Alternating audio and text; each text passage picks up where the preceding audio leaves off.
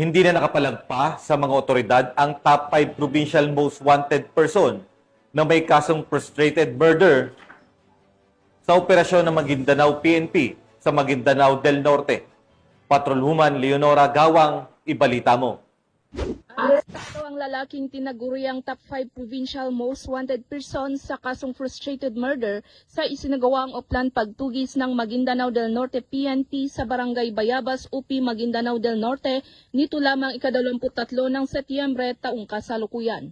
Kinilala ni Police Colonel Eleuterio Ricardo Jr., Provincial Director ng Maguindanao del Norte PPO, ang akusado na si alias Musa, 21 na taong gulang na residente ng naturang lugar.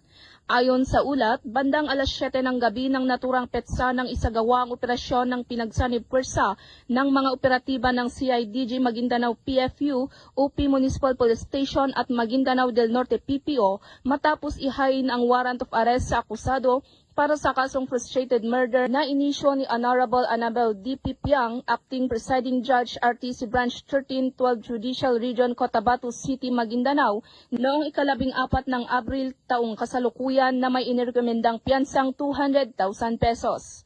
Nasa kustodiya na ng CIDG Maguindanao PFU ang akusado para sa dokumentasyon at wastong disposisyon.